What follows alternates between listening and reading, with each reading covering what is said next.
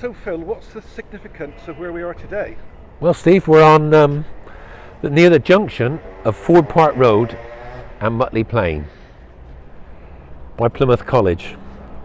In the Civil War, during Prince Maurice's invasion of Devon, when he approached Plymouth in the late summer of 1643, he based his army on the high ground on the north side of Mutley Plain, above Townsend Hill, along Seymour Road, Hyde Park, Hillcrest, all that area.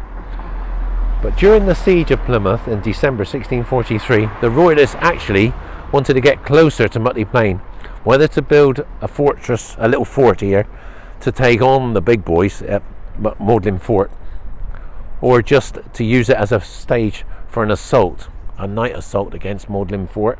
They built one here. They chose this site. This was quite high ground in those days. It was a slightly higher up. Today, can't we? This is, yeah, it rises up. That's the hill down to what we call Pennycombe today. Yes. And then the hill goes on a little bit towards Mutley Plain, doesn't it? That's right. So it is high ground, as you say. It is. This is the highest point here. So what they did, they came in at night, threw up an earthwork here. Don't know how big it is, what size, or exactly where it is, but it's in this area, close to where we are now.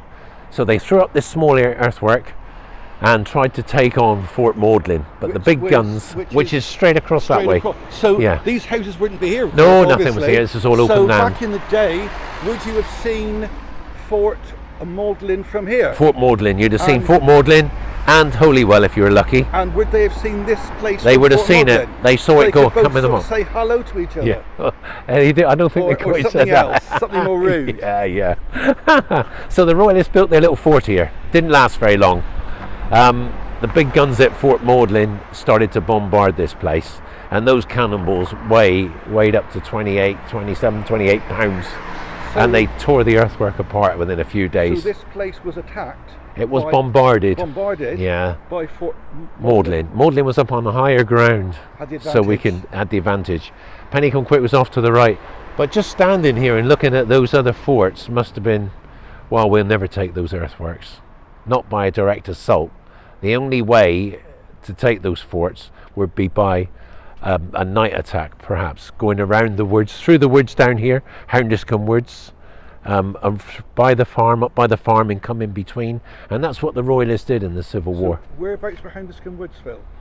Down by the Eye Infirmary, down this area towards the Eye Infirmary. Down on the left here? Yeah, going down and around, following Pennycombe, the creek, the creek from Stonehouse Creek that went along there on this side of the creek.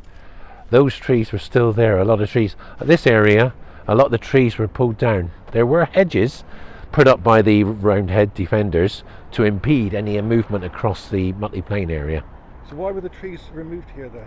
Oh, they used them for firewood, to reinforce the forts. People were paid sometimes in wood because, like I said earlier, money was in short supply, and sometimes people who did work in Plymouth on the forts were paid in coal or wood and money. So you had a bit partial payment in money, some in coals and some in wood.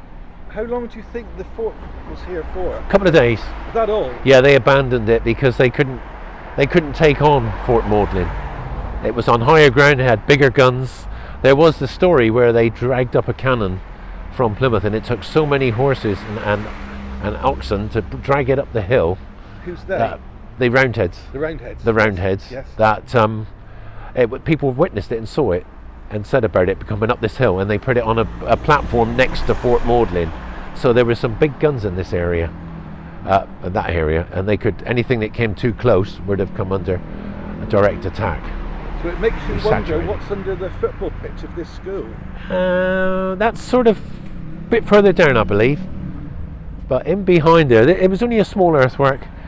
It was, like I said, it's just not been recorded very much. People just say where roughly it was in the old days.